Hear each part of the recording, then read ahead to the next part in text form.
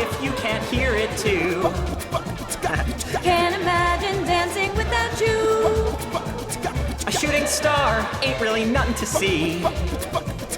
If you're not right here standing next to me. Oh.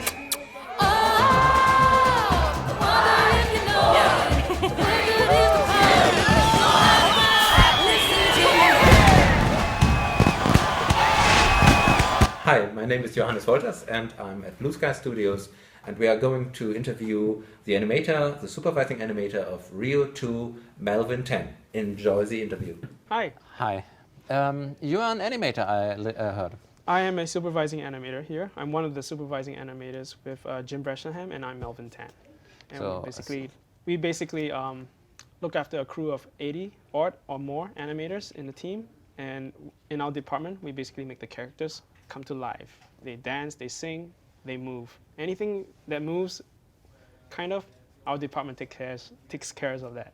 Supervising means you hunt for mistakes. Yes, that's right. We basically critique the whole floor, the animation crew's work. They show us their animation. I was an animator before I became a supervising animator.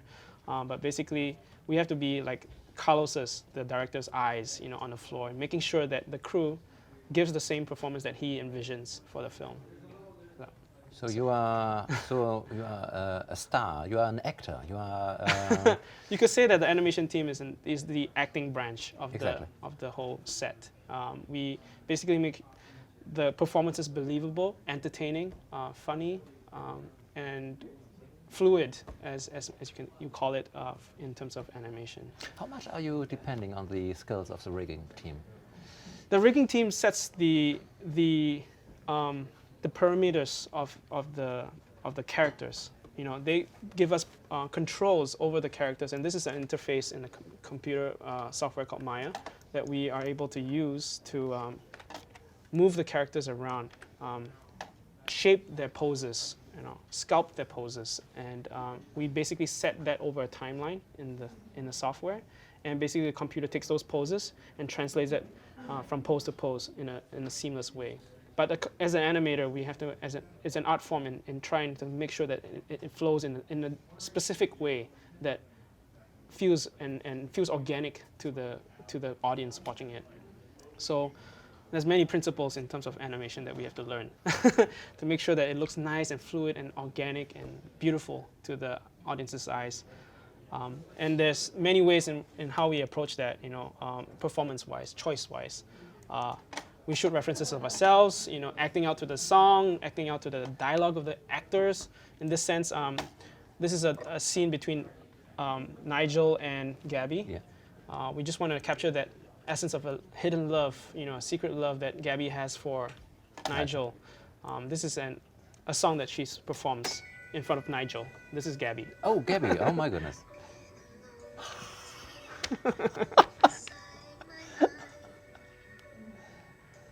So we shoot a lot of different types of references of ourselves, different choices in how we, move our body and our facial poses. It didn't We show occur it to to me that you take a male animator to act out a female frog. Anyone can shoot reference for themselves for this shot. In this case, it was actually Drew Winey's shot here. He actually didn't want to act out like that way, so he had a friend here, Graham, to shoot out Gabby's version for him, just to see how different people had different takes of how to act in front of the camera. So, it's all up to Carlos, our director, to pick up. Oh, I love this performance choice by Graham. Maybe someone else shot a different reference for her that he might have liked to. So he would say like, oh, combine what he did with what she did, and then I want that kind of a performance for him. And then we take that, we kind of like. Sometimes we use sketch tool to sketch out poses to involve more of the body parts in the setting that the actual characters are going to be in the film, and we actually pose it out in a way that tells the story. Okay. And you are also, for me, it's very important that I understand the character, that I can read what she or he is thinking. Correct. Yes. And it's amazing what you did with the frog, because I can read the mind of a frog, especially that she is in love with the a bird. A bird, exactly. That's yes. a fantastic job. Mm-hmm. Thank you. How many versions of a scene like this are you doing? There usually are like 4, 5, 6 versions sometimes, even more sometimes, that we show the director in a very early form, from pose to pose. It jumps from pose to pose. This is a blocking version. This is usually what we like to show our directors in a very early pass, where it jumps from pose to pose. It's not very smooth. It's a very rough version of how. But you get the idea. Yeah, he gets the idea, you know, and then from there, he can critique performance, you know, like saying, oh, that part where she touches her lips and comes down her neck with the finger, maybe a bit too. Crossing the line in terms of too seductive or too sexual in a manner of speaking, but stuff like that he could call out on, and then we would tone those kind of performance choices down or change it up so that maybe she's touching a face or not a tongue or something like that, you know. And as supervisors, we also have to be understanding of what the director really envisions in the film a bit. We're a little bit closer to him than the rest of the crew, so we disseminate all this information down to the rest of them.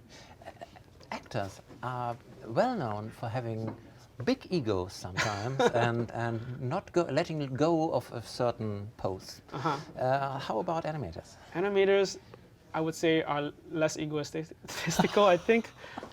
They're definitely very open to everyone's ideas. We are a very collaborative team.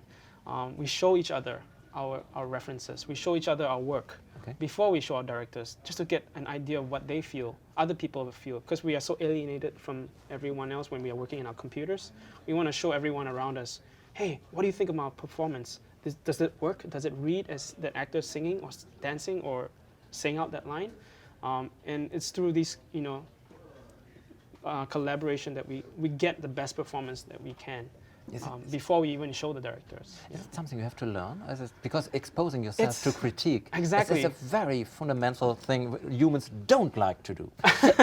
I guess in our field, it's definitely a necessity, you know, to get the best performance out. And so, at least for me, in school, we were told that that's what we should be doing in order to get the best performances. If you don't, you lose out to, you know, competition around you.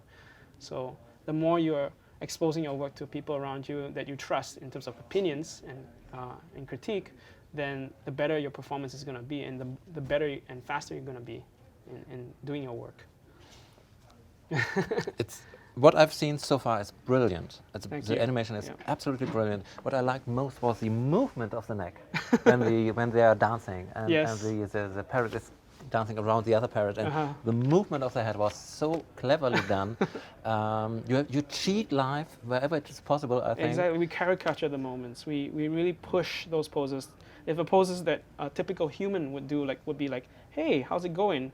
We would push it going even further, so we really capture the moment going, hey, how are you going? You know, just to make it really read and sing to the audience in a very obvious way, so they know exactly how the characters are feeling. How long did it take to achieve such status? Besides your exceptional, great talent.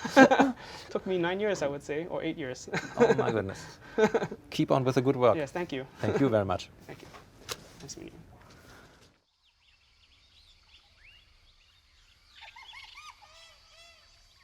Well, at first, I was afraid.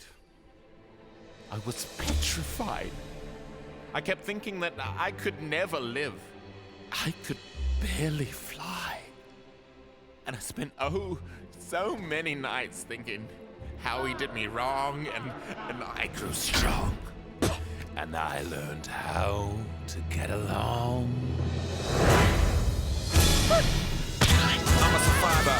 I got the eye of a tiger. Been training to gain and eat my fiber. You been staying alive, well, I'll be staying alive. Watch where you sit when I spit my saliva like, you never seen a cockatoo? Rocking and shocking and dropping and popping and locking too. I can't believe it. Daddy! You crying? It's a heavy moment and I'm very vulnerable right now. Watch what I can do without no auto-tune. Say what? Ooh. Oh, no, he didn't. If you try to keep me down, I'll just come back stronger. You try to cut me short, I'll just come back longer. If you beat me at ping pong, I'll just play ping ponger. Give me my throne, I am ready to thrive. One thing I know. Back, you barbarian. That's adorable. I will survive. I will survive.